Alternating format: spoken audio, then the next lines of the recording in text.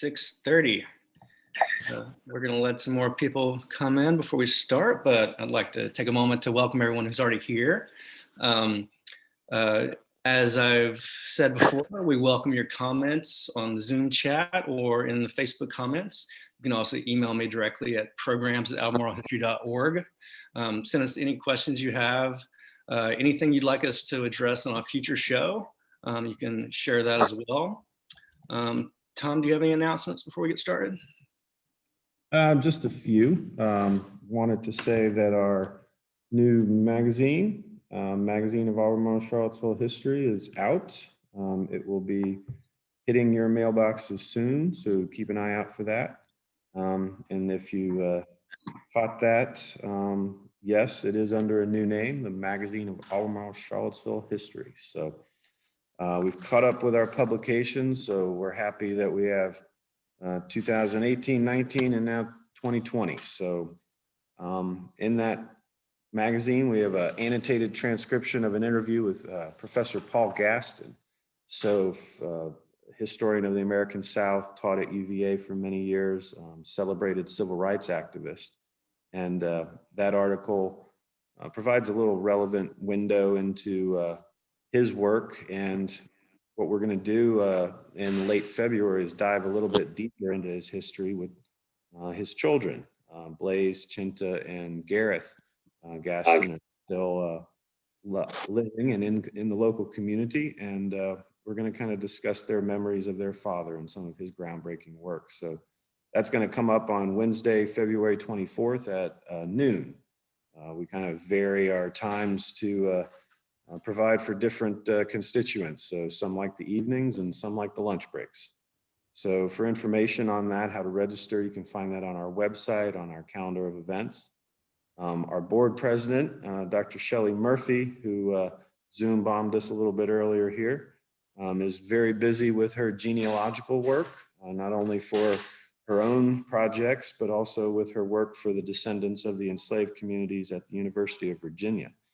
So on Tuesday, February 9th at 7 p.m., with our Ask a Genealogist program that we co-sponsor with JMRL, she's going to be focused on African-American records, working with Miranda Burnett, who's our librarian here in the Historical Society, who's a JMRL employee, and a special guest, Colette Blunt.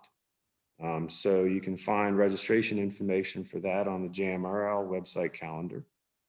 Then on Saturday, February 13th at 10 a.m., Shelley will be with the Louisa County Historical Society, telling them all about the UVA Descendant Outreach Program. So we're co-hosting that with Louisa, and you can find that information also on our calendar. And for our February speaker series, we have Professor Jelaine Schmidt. So mark your calendars for Wednesday, February 17th at 7 p.m. Her talk is From Lost Cause to Lawsuits: The Declining Political Fortunes of the Virginia Division, Sons of Confederate Veterans. Dr. Schmidt always gives a good talk, so welcome you to join us for that one. And like I said, all of our events and programs, you can check us out on Twitter and Facebook, social media pages, website. You can join our email list on our web page. And please also consider joining us as a member to support our work. So with that, with all of that, I'll send it back to Sterling. All right, thanks, Tom. Now let's make some history. Hello, everybody. I'm Sterling Howell here with Tom Chapman of the Albemarle Charlottesville Historical Society, and we'd like to welcome you to Unregulated Historical Meanderings. When does public become public edition? This is our third unregulated, unstructured live show in which we invite some not so random person or persons this time, doing something interesting in the realm of history or culture to join us and have a casual, definitely meandering conversation about things going on of interest to our friends here in Charlottesville, Albemarle, and beyond. Our special guests today are David Plunkett and Lorenzo Dickerson. David Plunkett graduated from Charlottesville High School, received his undergraduate education from Brown University, and his graduate degree in Library and Information Science from Louisiana State University. David has worked for the Jefferson Madison Regional Library since starting at the Gordon Avenue Library in 2002, and has been with JMRL has been the JMRL library director since 2018. Also with us is Lorenzo Dickerson, who graduated from Western Albemarle High School and holds a BBA and an MBA from Strayer University, and is the Director of Communications in the Division of Diversity, Equity, and Inclusion at UVA. Lorenzo is also a filmmaker, focusing on stories of African-American history and culture. His documentaries have broadcast on PBS and shown in various film festivals, including his own Malpintown Film Festival at the Jefferson School African-American Heritage Center. He is currently working on a film tentatively titled Free and Open, about the growth of the JMRL system and its segregated past. All right, so take it away, Tom. Well, again, I want to welcome David and Lorenzo this evening. And just first off, this May 30th, 2021 marks the centennial anniversary of the Charlottesville Public Library and the local public library system. Why is that important? Are you asking me why public libraries are important, Tom? Hey, you know, it's a softball question here. Well, it's public libraries really are the university of the people. It's a place and an institution that allows every individual to connect to the information that they need at that moment in their life. And the modern institution of the public library in America is a great equalizer. It's an opportunity for anyone to gain knowledge and learn new ways to gain knowledge, get access to new technologies, be introduced to new technologies. Also, in pre-pandemic times, it's a third space for folks to gather and congregate that is not their home and not their work. Now we've transferred some of that to the virtual realm across the country. But we've done, hundreds of virtual programs and thousands of attendees since the pandemic hit. So people are still thirsting for knowledge and to really learn these new tools in order to access information. The public library, I mean, maybe it would never happen today. It's kind of a crazy idea, right? Like, let's get together, share our money, and set up a place where anybody can come in for free and learn whatever they want to. So JMRL's mission reflects that. The mission statement is JMRL fosters personal growth and lifelong learning for all by connecting people with ideas, information, and each other. So public libraries are kind of a truly democratic space for people to grow, learn, and connect, to exchange ideas. And it's something to celebrate. It's 100 years of that ideal and its growth, but you can't tell that story without telling the truth about it. Because that mission that I just read wasn't upheld in 1921 when the McIntire Building went up and the first Charlottesville Public Library was formed. So JMRL now couldn't just throw up a banner and say, yay, good for us, 100 years of library service, good for this community, without being honest about what that history looked like and whose lives were affected, and having to tell the true story about the barriers to access that existed and were baked into the institution from the very beginning of the institution in Charlottesville. So it's important to celebrate where the library is today and what it offers the community, and what the community, it's a community institution. It belongs to the people of Charlottesville, Albemarle, Greene, Louisa, and Nelson, but it's also important to really understand our past and how the community got where it is and how the library transformed along with it. So Lorenzo, with your project, you're looking at this 100-year history, but from what vantage point are you kind of looking at it? So in general, with this project, you're going to get the general history of the library, how it came about, the different programs, the different branches as well, which is amazing. But you're also going to get the history of segregation in the public library system here locally. You're going to hear firsthand experiences from community members throughout the years, as well as from former employees. So you're going to get really a robust story of the history of the public library system here in Charlottesville, Albemarle, and what that meant for various different people. So your title, Free and Open. So that's kind of the public aspect of it. Yes, it's actually free and open to the public. And I can't take credit for that. David actually came up with that title. Make sure I get a line, the credit at the end of the movie. Sounds good. It'll fly by the screen real quick. But also kind of coming back to that word public. You know, we're celebrating 100 years of the public library, but really, is it 100 years of it being a public institution? I throw that out to both of you. Yeah, I mean, it's that's the interesting piece of the story, right? And that rings true for all of the American South, right? During that time period whether we talk about, you know, public schools or theaters and stores and that sort of thing. So in this case, Gordon Avenue was opened as desegregated space in '66. Of course, you know, that's when a lot of things was going on during that time. Charlottesville City started to desegregate in '59. Albemarle County desegregated between '63 and '67. So it's right in that time period when things really became free and open to the public for all. Mm-hmm. Yeah, I think the library system looks at 1947, 48. In 1947, the catalog and lending privileges were open to the whole community, and which hadn't been up until that point. And in 1948, the segregated library was closed. So in theory, you could point to the 1948 day and say, well, here the library is desegregated and the reading room at the McIntire Library is now open to the public. But what would that have looked like in reality?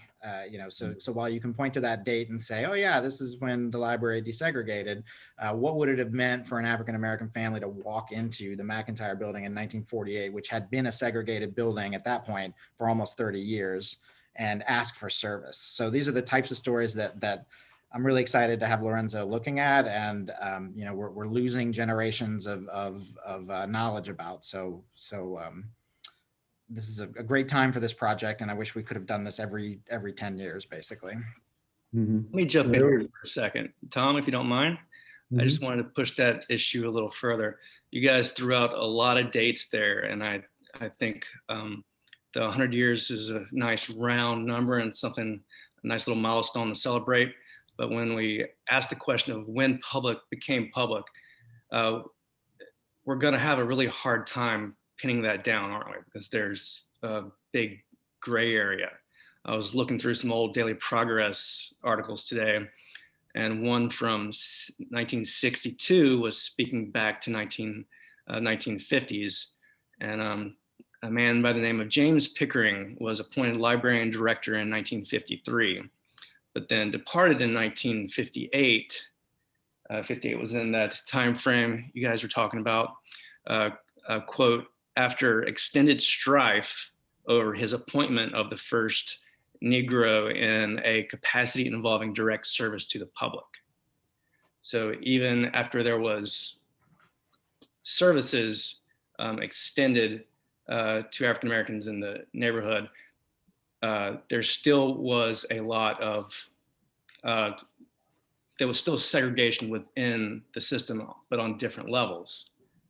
Yeah, absolutely. That employee was Donna Reeves, and she was the wife of the principal, Booker T. Reeves of Jefferson Elementary School. And this is one of the stories that I would love to see teased out a little bit here, because the resignation of the director the next year, it's a one-line resignation. I was also looking at that today, Sterling, where he just says, I'm done here, basically.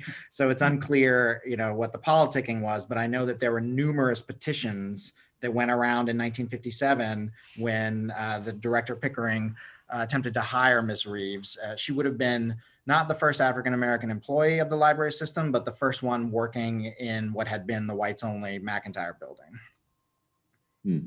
So I think Lorenzo might have hit a nail on the head there when he said 1966 when Gordon Avenue opened. And I know when I started working at Gordon Avenue in 2001, there was still a generation of patrons and employees that were familiar with the opening of that branch and how it was viewed by some in the community as being the first desegregated library. Even though the McIntire Building was in theory desegregated in 48, this one was the first one that was opened explicitly as everyone can come in here. So then with that period, I think it was 21, maybe to 34 or no, 34 to 48, maybe, with the Jefferson School. Yeah. There was a branch there. So that was kind of the separate but equal kind of library branch in Charlottesville at the time. Yeah, and if you look at the closure of that, it was strictly a monetary decision. It wasn't out of the sense of enlightenment or growth on anybody involved in that decision making. It was the community that was using that library really pushing for better facilities and better resources, saying, you know, it's supposed to be equal, and the space is falling apart, and we don't get access to any of the materials. And the library board at the time basically making a monetary decision in which they said, okay, we're going to shutter it. And now the library system is open to everybody. And I believe that they just fired anybody that was employed there, and stated that you can come use the McIntire Building downtown if you want to use library services. So it was very much in the vein of a lot of different Southern institutions of it was separate, but not equal. Correct.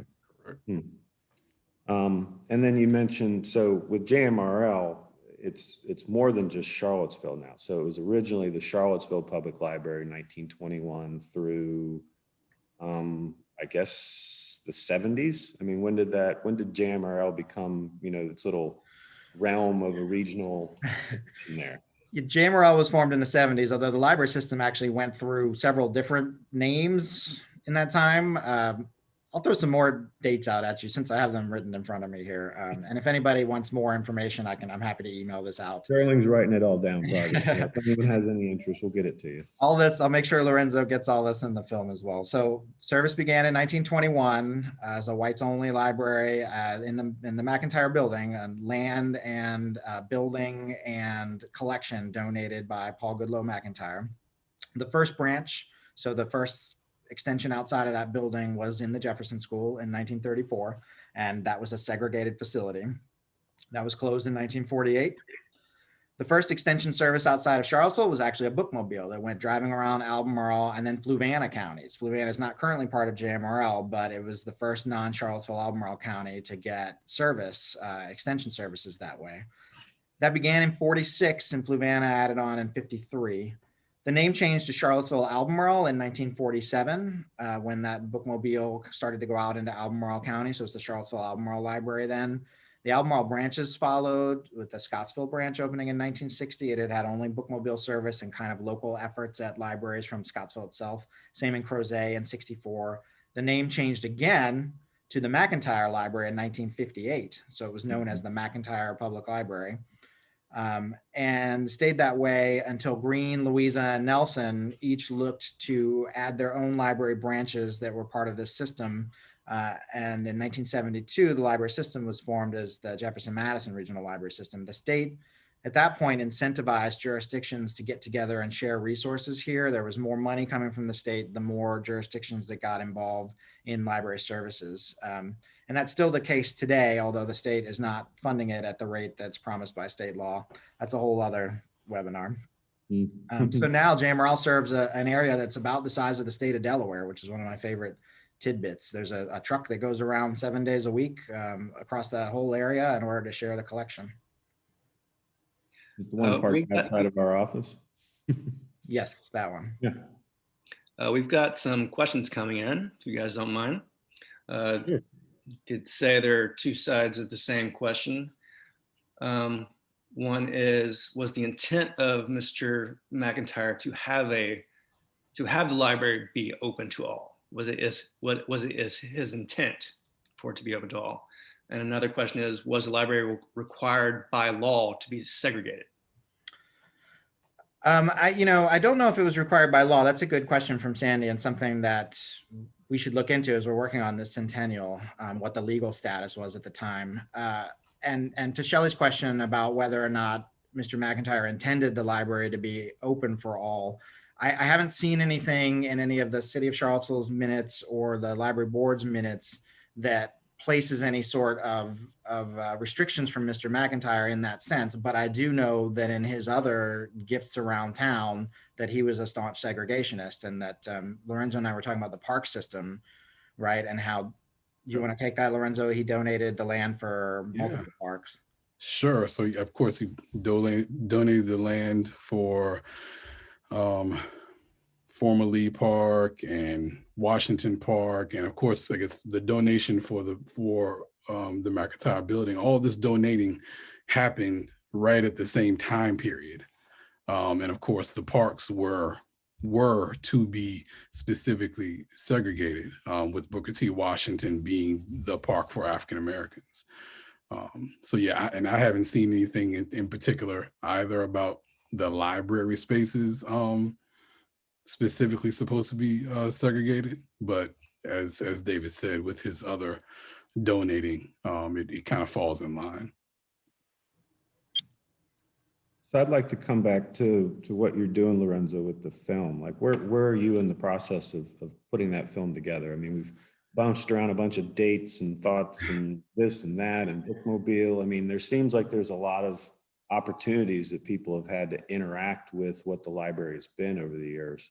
How are you reaching out to these folks? How are you getting the stories you need? Yeah, so we've been reaching out to a lot of folks, and of course, I mean, we're talking about a expansive time period, right? So we're not just talking about in previous films we may have been talking about that I've done before, desegregation of Paramount Theater or Albemarle County Schools and so on, where you have more of a finite space there. So this is definitely expansive.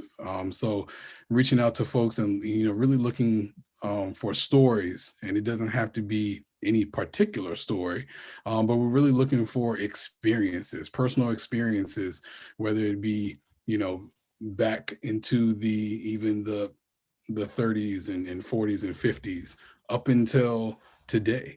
Like I said, we're talking to former employees. The thing that really drew me to this project when David and Krista brought it to my attention was really just my own experience with the library. Being that I'm from the county, I spent a lot of time at Central Library growing up in the 80s. I was telling David actually earlier today about learning the computer on an Apple IIe computer that they had. They would do these classes in the kids area at Central Library in the 80s on an Apple IIe. So you would go there on Saturdays and they would spend an hour and you would go through and learn this computer. And I must have been about 5 or 6 years old at the time, but I never forget that experience. My parents taking me there every weekend. Well, that's pretty cool. Yeah, that's pretty cool experience and memory. Like, yeah, I guess it's just trying to figure out, how to make those connections with those folks. Are you having any luck? I mean, what can we do to help you? I mean, we got a bunch of people here and the participants that, probably would be able to hopefully drum up some help and support for you. Yeah, I appreciate it. Definitely are having some luck with speaking to folks about their experiences, but there's definitely work to do. So if anyone does have an experience that they would like to share, if they know of someone that they think would be good for me to speak with for this film, please let me know. You can email me at lorenzo.dickerson@gmail.com. And I'll be glad to speak with anyone about their experiences, history that they're familiar with about the library system. It doesn't have to be Central Library. It can be any of the library branches. Yeah, I guess I wanted to, if I know a lot of this history just from having worked here for a while and having access to our documentation and just the institutional memory. But if Lorenzo only listened to the folks that I said, oh, you should talk to this person, and this person, it would end up being a film about what the library staff thinks about what the library has done in the last 100 years, which is, I'm sure, an interesting film, but not exactly what we're going for here. This is truly a community institution. It belongs to the people of Charlottesville, Albemarle, Green, Louisa, and Nelson, and we want to hear their stories about it. Anything in particular stand out, like in terms of a story that you really want to tell, like that has a prominence that, just kind of represents what you want as the centennial? There's a bunch of stories that I would like to hear, but whether or not our pulling on threads are going to get them, I'm not sure. But events like this and just talking to people in the community will help. But, that story of that 4th Street branch basically it was open for 12 years there, and there were back-to-back librarians in charge, both named Allen, Ethel Allen, followed by Dorothy Allen. I would love to hear that story about, or see images. You know, we have some photographs of the McIntire Building, not quite that early, but you know, we have photographs of the Central Library when it first came in, but I don't have in our archives any pictures of that 4th Street Library. So to hear that story of the people who used it and the people who were there, I think that first bookmobile service in 1948, a bus driving around Albemarle and Fluvanna dropping off books for people. I mean, I would love to hear stories about where that went and who used that service and how it worked. You know, I think that the Charlottesville Bridge Builders program recently put out some work, and Benjamin Bunn was mentioned in Case Lauder's book about this. And anecdotally, his wife says that he integrated the central, I mean, not the Central Library, but the McIntire Library. I'm pointing behind me because I'm at the Central Library. And I don't have any documentation on that, but there have to be stories out there. If that happened and people are aware of it, then that reverberates, something like that ripples to get us to where we are today. So Donna Reeves, we mentioned that the first African-American employee who worked in the Central, the McIntire Library there. I mean, that story, as Sterling mentioned, it was a huge news story. There were all these letters to the editor about, like, why would the library hire a Negro, as it was called at the time. And there were letters asking for the librarian's resignation, to fire her, to get rid of the library board. And at the same time, also lots of kerfluffle about the fact that there were 190 books in the collection that had the word Russia in the title. So it was an interesting time for anyone involved in the library system then. There was a fire at the Scottsville Library in 1980 that destroyed that building. And a lot of people in Scottsville remember that. It's not the current library building. It had to be built after that fire, but I'm sure that there are stories about, I mean, it razed it to the ground, basically. A lot has talk here about in this building. I'm in the McIntire, I'm in the Central Library, which was the formal federal building, a courthouse here. And there was a very famous court case that took place, the Gregory Swanson case, where the first African-American was admitted to UVA's law school. And the arguments there were done by Thurgood Marshall, Oliver Hill, Martin A. Martin, Spotswood Robinson on behalf of the NAACP. So it was really some of the underpinnings for Brown versus the board happened right here in downtown Charlottesville. There are a million of those. So some of those we have more documentation than others. I would love to tell stories about our Friends of the Library, which is one of the most successful in the country. They have a book sale tradition that's been going on for decades that raises hundreds of thousands of dollars every year. So, you know, every place we turn around the library, it's kind of a library pun that it's full of stories, right? So those are a few.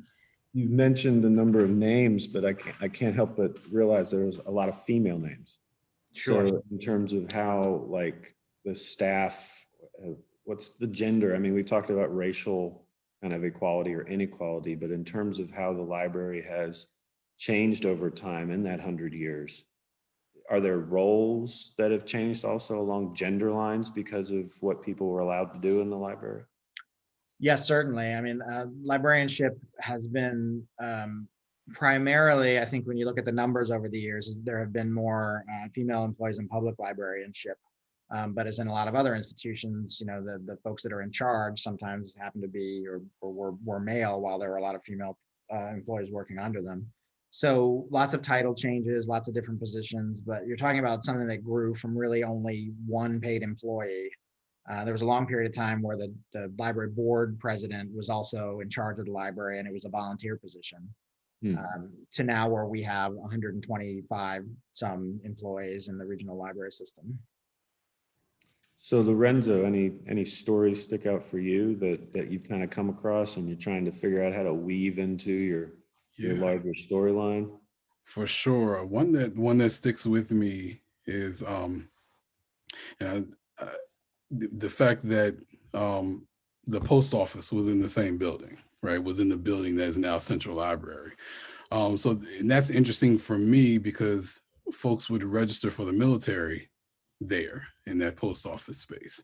So there are stories of folks graduating from high school, graduating from Burley High School, and going straight there to the post office and signing up for the military and having careers in the military for years.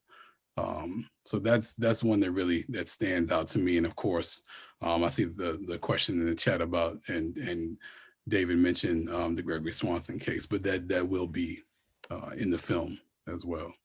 Mm-hmm.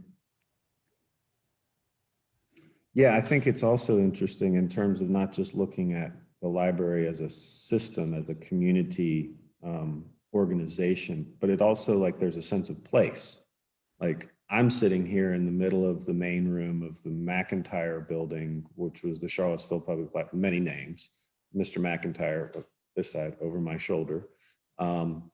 But, you know, it's changed its use now. That's the Historical Society, still library and research and knowledge focused. But then the interesting aspect of the Central Library is the courthouse, post office, and now the place of knowledge. So I think there's multiple ways in which you can tackle, you know, how people are interacting, not only with the thing, but the space itself. There's a jail in one of the offices on the 3rd floor of one of the administrative offices has a holding cell in it. So it was definitely not intended to be a library when this building was constructed, unless we were to take, you know, some of those librarians back in the day, I mean, they were pretty strict, right? Take the overdue fines to its endpoint. What was the one you found, Sterling? Oh yeah, I found a story of a I can't remember the name. I think it might have been Fowler, lady who was appointed librarian director and only served for a few months. And as I got deeper into the story, I found out that she resigned because of the limited space and working conditions. But the interesting part was that one of her first acts as the director was to report 56 library patrons to the police for not returning their books. And I forget how many, but I think it was like 8 individuals actually had to go to court for that. So she was the librarian I wouldn't want to run into. No longer library policy. Well, you got the holding cell just in case. Yeah, this is true. I want to throw out another number, 1823. What does that mean to you? That's when the subscription library started in the community here. A group of citizens got together, and it was in Court Square, right at the number 0 in Court Square. Jefferson was rumored to be part of that group. So it was, you know, you could look at that as the beginnings of library service in the area. That is for the community, not for the university only.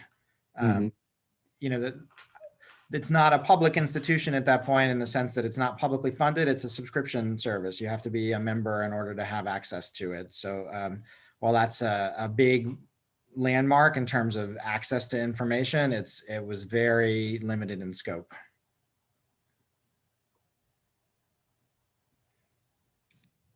So we've batted around the idea of talking about, you know, defining public.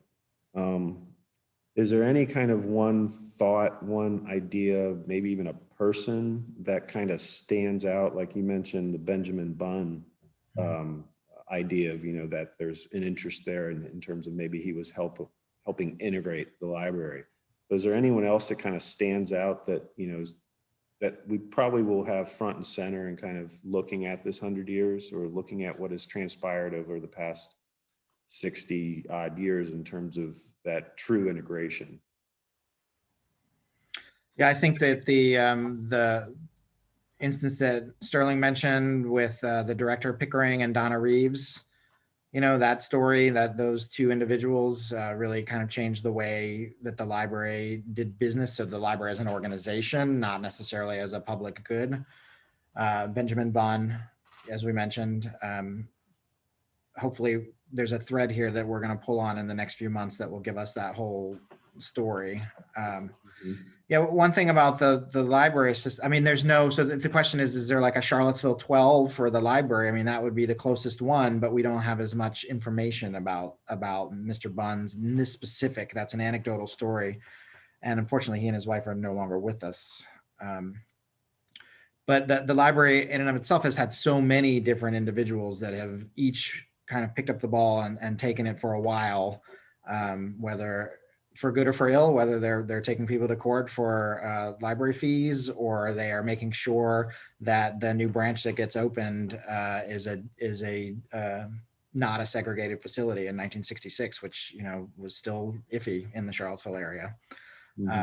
So I think that to me, it's a continuity. There's not a single individual or time or whatnot. I think the 100-year centennial is important because we're talking about the first time that tax dollars went into this service to the community. So every other community in America really has their own or access to a neighboring public library of some sort. And they usually don't come from a benefactor the way that this library system points to McIntire as being like he gave the money for the building and whatnot. Most of them point to their municipality. They point to their neighbors and the taxpayers that are there. And that's really, to me, the truth of the founding.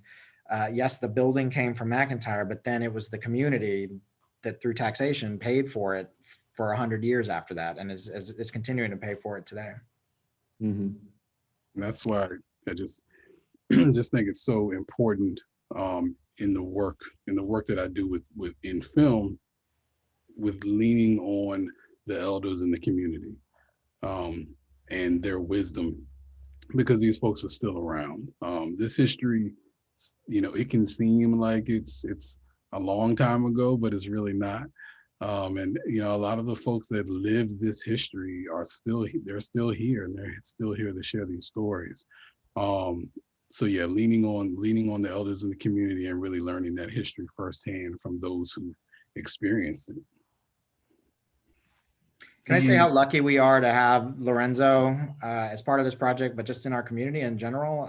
One of the things that we talked about today is how is the library gonna commemorate this 100 years, and this film is definitely the big event. We would have loved to have premiered it at Lorenzo's festival or to have a big showing, and who knows where we'll be in terms of physical programming midsummer when it's done. But I first became aware of Lorenzo's work because he was showing and here talking about his film, The Coachman, at the Central Library, and I attended it. And he connected you immediately with the best type of kind of local public history, like real stories that resonate over time. And especially as a Charlottesville native myself, that film really moved me. And I thought, if anybody's going to tell the story of what this public institution means, it's going to be Lorenzo. So this is a huge event for our whole community, and we're really looking forward to being able to share it with everyone. And you can check out Lorenzo's films from JMRL. You can come in, make an appointment, or do curbside to pick up the DVDs of his previous films. Yeah, you are currently just in curbside, correct? No, we are at appointment. We are in tier 3 of our COVID response. So at all of our branches, you can call and make an appointment. Masks are required. You'll have to go through a screening questionnaire as you come in, and it's limited, only 45 minutes that you can be in any branch. But we are free and open to the public once again, with certain restrictions. Yeah, just a little side note. I was sitting out in Market Park, or what was Lee Park, and watching this gentleman very quickly, not running, but walking very fast down the sidewalk and up to the other side of the library. And then he came back that way very slowly with his nose in a book. And, he just wanted to get to the library. So it's those personal stories, like you were saying, Lorenzo, about like you remember as a kid, the computer that you worked on there. So where we are in COVID, where we are in kind of, thinking through this public service, how is it making you all think about what a library is? Libraries are, full of books usually. At least that's the correlation that people make. It's a bibliophile's, dream, look, but there's so many other things that the library provides.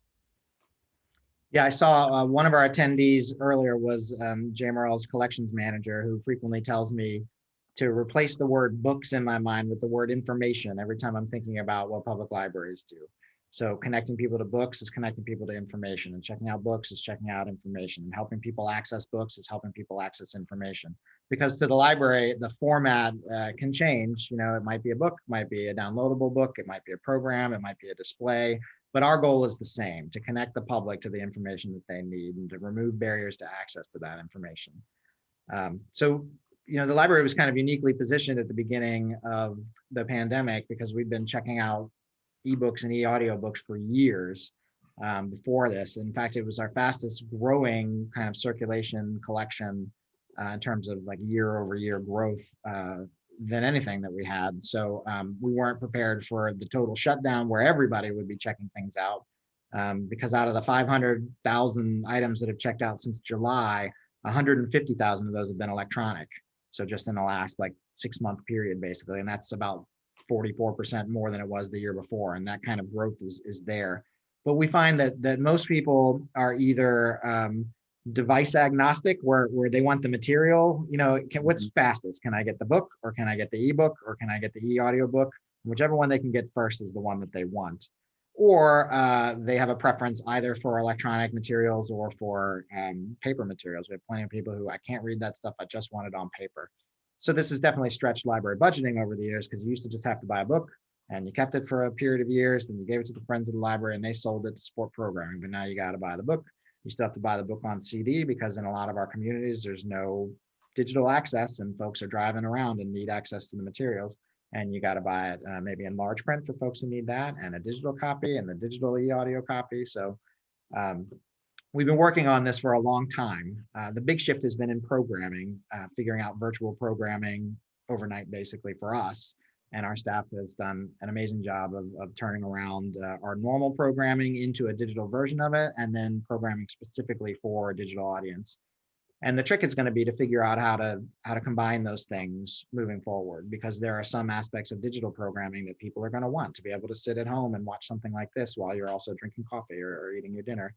And some people are going to want to be able to bring their kids into story time. So figuring out how to mesh those things moving forward is one of the big challenges. How have you seen that, Lorenzo, with filmmaking in terms of just this explosion of digital access? Like, does it take away from the sense of, I produce something and here it is and you go see it, just because we're inundated with, images, and I'm looking at you on a screen as we speak. So it's trying to understand, like, how has that changed your idea of filmmaking? Yeah, it's definitely changed distribution of film for sure. I mean, it's always nice to have a physical premiere of a film and have people all watch it together in the same space for the first time. That's always a nice experience. The last time I did that was at the Paramount in August before last with the last film, which was great.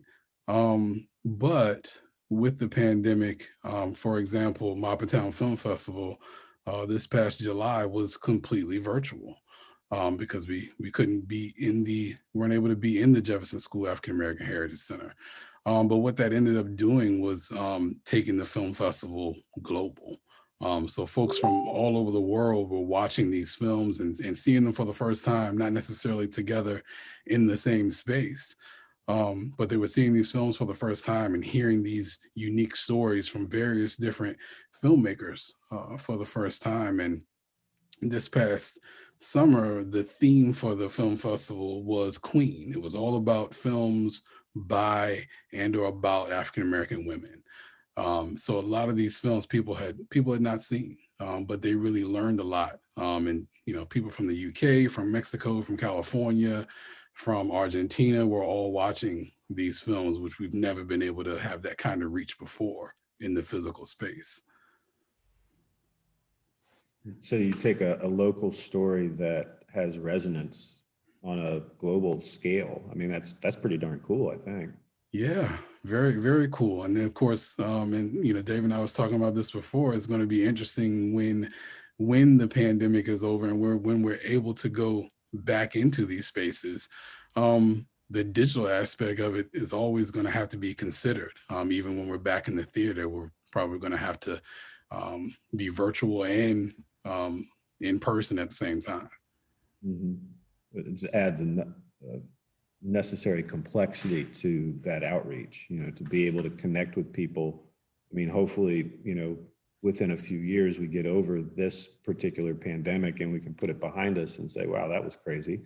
But still, it's probably something that's going to live on in the society and how we look at things and how we interact. So it's definitely kind of a marker moment, I would say, in terms of what we looked at before and what we look at after, and how we, it's a blessing and a curse in a sense, because it's opened up the opportunity for that outreach, but it's making us really kind of reticent about, what that means, because it's such an unknown, I guess. For sure, for sure. I've had certain experiences, and it just popped into my head with talking with people, doing oral histories, interacting at Montpelier, where I worked for many years, and I did the displays and the oral history work for the segregated train depot that was there, that was built by the Southern Railway for William DuPont. And trying to interview folks and gather information, you kind of get a little bit of pushback sometimes, because people look at you and say, well, why do you want to know that? Have you experienced that at all? Maybe not with the library, but with other parts of other things you've done, or has it been, have you seen more of an open-minded kind of, let's talk about this, I want to get my story out? Yeah, for sure.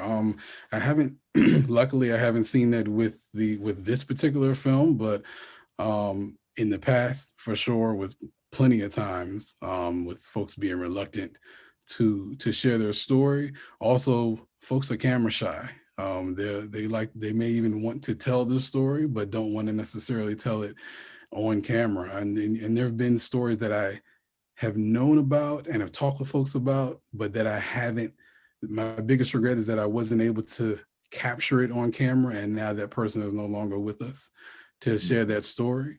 And that's part of this work, is being able to capture these stories before we're not able to capture them any longer, because, being able to read it on paper and find that research is one thing, but being able to hear it directly from that person is just a different type of experience, and it really brings you in. So really wanting to do that as much as possible. And of course, the pandemic changes a lot of that as well. Even with doing interviews, and we're no longer, lavalier miking folks anymore, just using shotgun mics, and, your distance, and you're not going in folks' homes like you used to. Previous films, it's very interesting to be in individual homes, and being able to see what those backgrounds are like, who are in those photos that are on the wall behind that individual, what types of books are on the bookshelf that are important to that person that may speak to their story. So a lot of times you're not able to get a lot of that now, but hopefully things will clear up and change so we can do some of that. When you were saying that, it just brought to mind like some of the reality shows that exist out there that have worked through the COVID pandemic, where they couldn't have the production crew and the camera crew there. So they gave the people who they are part of the show the cameras and everything, and they, did the show. You ever thought about doing that? Like, give somebody a camera and say, hey, walk around your house and talk about the things that I want you to tell me about. Maybe I'll be on the phone with you and you can, I haven't. That's a good idea. We have done some, like walk around filming outside, so folks can show you, what the neighborhood looked like, and where things were in a certain time period and that type of thing. So that's interesting, but I haven't thought about giving them a camera. That's an interesting thought. I have to jot that down for sure. Or maybe even just like a GoPro, so it's not like too, technical. It's like you just, hit the button and look at it. You might have to edit a lot of things out because you don't want to. This is so interesting to me to hear Lorenzo talk about this basically like added degree of difficulty to his job, to what he does there, because we all have experienced it. Everybody on this call has experienced it as they try to go through their normal lives. And from the library standpoint, I know like how much harder and how much longer things take, and then how we had to reinvent everything there. So it's fascinating to me, Lorenzo, to hear about the details of like what you have to do now in order to get to what would have been a phone call before. or Yeah. just go into somebody's house. For sure. Yeah, it's to the point where when you even set up an interview with someone, it's kind of like you push it out further. You could have just gone and got that interview next week, but instead you say, well, let's schedule this at the end of February, or let's schedule this, and we'll see how it pans out, and we'll go to a neutral space that's open. Outside, Yeah. Do we have any questions that have popped up, Sterling? We do. We have another question from Shelley for both David and Lorenzo. What do you want the key takeaway to be, either from the library's exhibit or from your film, Lorenzo? What would be the key takeaway of this 100-year history? So maybe I can speak to the kind of centennial, and Lorenzo can speak to the film. And I don't think I've mentioned or maybe I have, but the Historical Society is working in partnership with JMRL to put up an exhibit on the 3rd floor of the Central Library that goes through some of this history of the regional library service in the area. So kind of starting with 1921 and service in a segregated Charlottesville and the 4th Street branch, and then going through the branches and expansion of the regional library system, the Swanson case, and some things like that. And that actually came out of a working group that we put together all virtually last year that was looking at naming the large meeting room at the Central Library, the Gregory Swanson courtroom case, the Swanson case courtroom, which has happened, but nobody can use the room, so nobody has seen it yet. The signage is changing, but there was a discussion there. Members of the public said, well, I don't know all this history. I don't like, the library staff are well versed in it, but it's not generally accessible. So I think for me, the takeaway of the centennial and what we really want to get out there is kind of where the organization is now. It's a free and open to the public. It's an institution for the community that's paid for by the community, that's supported by the community, and that exists in order to give access to information and remove barriers to that access. But at the same time, understanding that that's the current organization, but this is an institution. It's a public institution. And while we have the smiling faces that are a part of it now, there's also the kind of looming larger idea of the public library here that that has a story that needs to be told. And you can't just, as I said earlier, throw up a banner and say, yay. You have to really look at, well, who did get service, and what effects did a barrier to access to information have? And when you talk about segregated schools, when the time the McIntire Library went up, you talk about redlining, and you talk about basically power structures that were in place to make sure that generational wealth and generational knowledge weren't passed on to the Black community. You have to be honest about where the library's place was in that, and you should celebrate the strides that were made in order to remove those barriers, but you can't do that without talking about the barriers. So Shelley, that's my main thing that I want to get across, is to here's where we are now, but here is the 100 years that it took. Well, it's been a continuum, as I said. So here are the many years that it took to get to this point. Yeah, Lorenzo?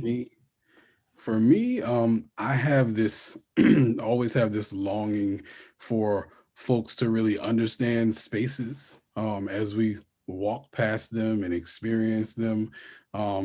Day in and day out as we live in this local area. For me, there's so many places here locally that we walk past and we experience and we go to, and we have no clue about the real history of it, because there's no blaring Vegas sign outside that's just telling us, hey, check this out, make sure you look at this.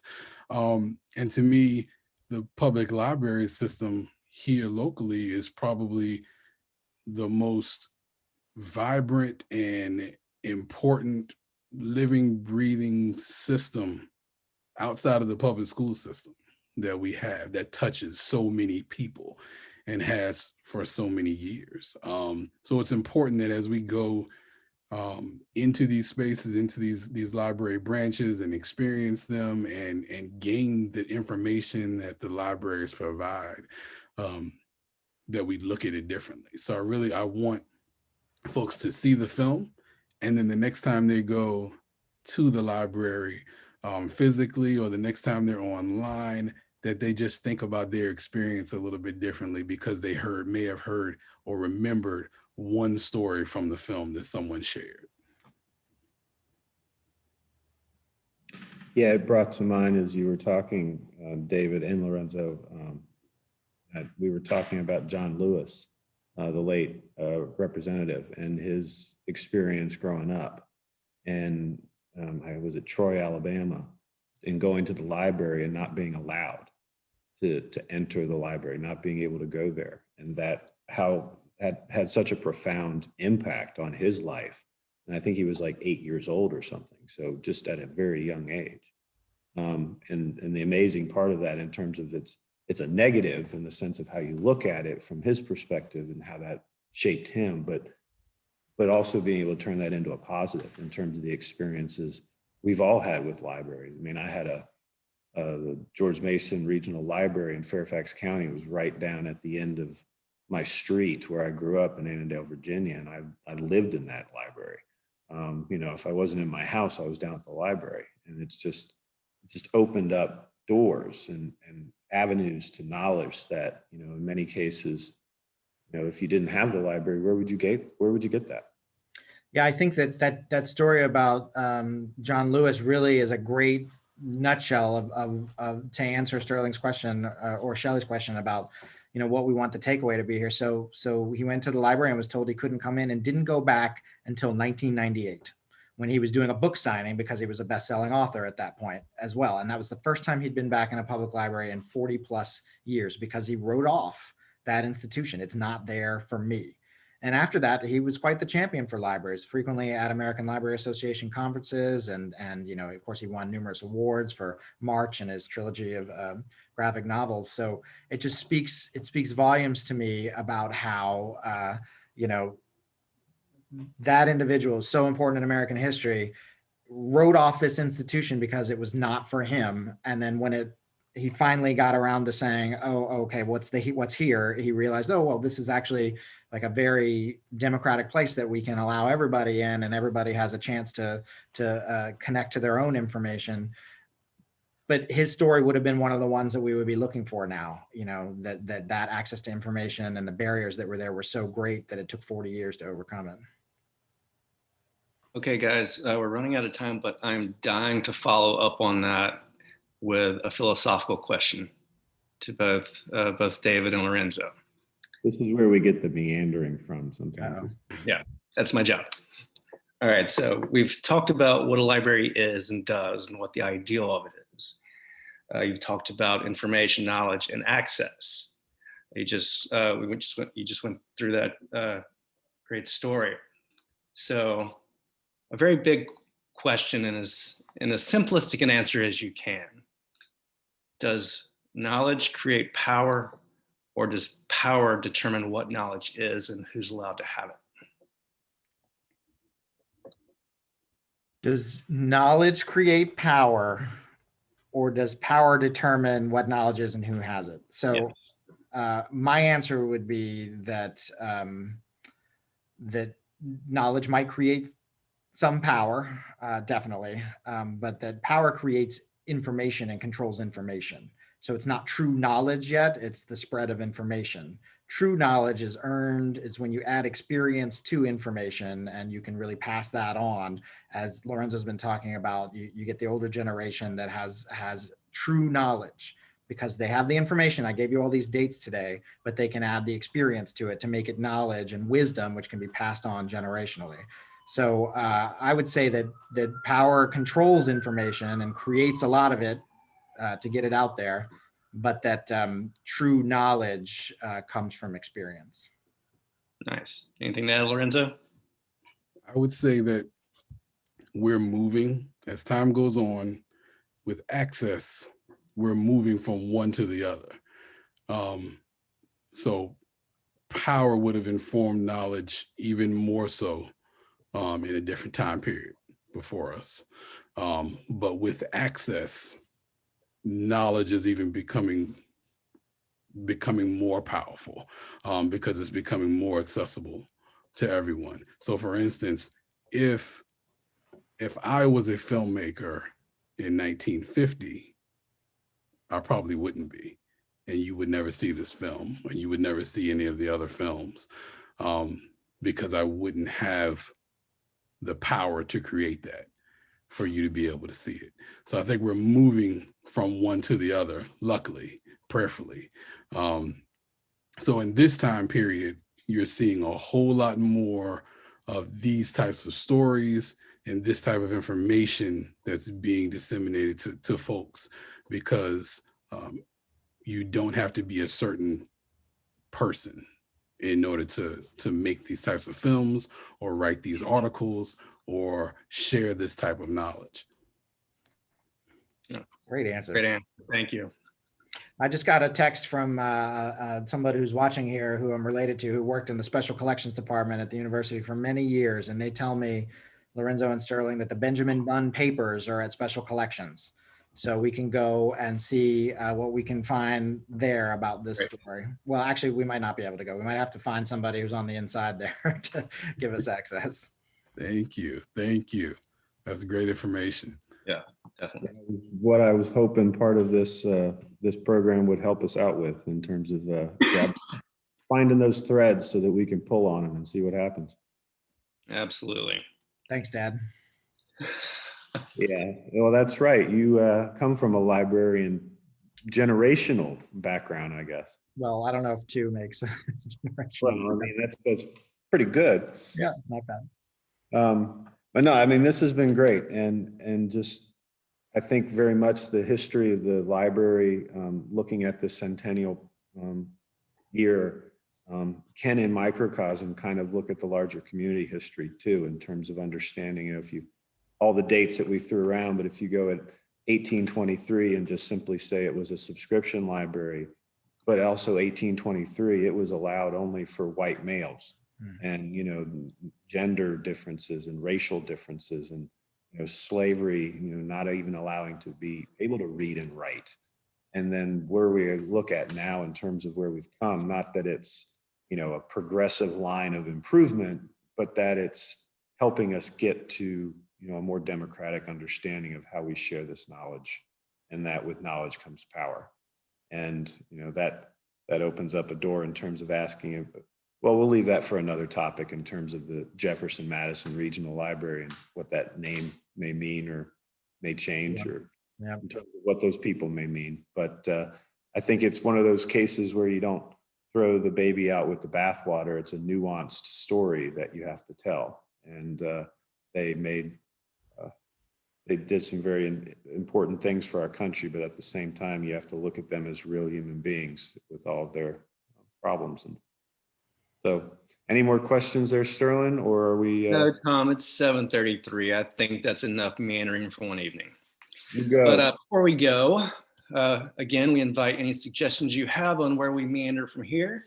Send us your ideas for future guests, future topics, whatever you've got, leave it in the comments or email me at programs@albemarlehistory.org. Don't forget to mark your calendars for February 17th at 7 p.m. for Jelaine Schmidt speaking about From Lost Cause to Lawsuits, the declining political fortunes of the Virginia Division Sons of Confederate Veterans. And February 24th at noon, when we'll speak to the children of UVA history professor Paul Gaston about his experiences in Charlottesville during the 1950s and 60s.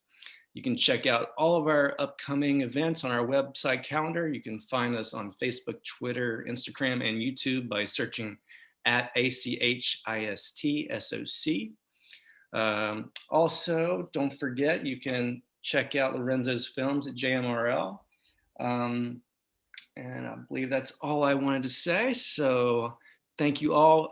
Thank you, Lorenzo. Thank you, David. Unregulated Historical Meanderings is brought to you by the Albemarle Charlottesville Historical Society and all of our wonderful supporters like you. I'm Sterling Howell here with Tom Chapman, and we hope to see you at the next Unregulated Historical Meanderings. Until then, meander on. Thank you all. Thank you. Thank you all very much. Take care, everyone. Have a great night. Night.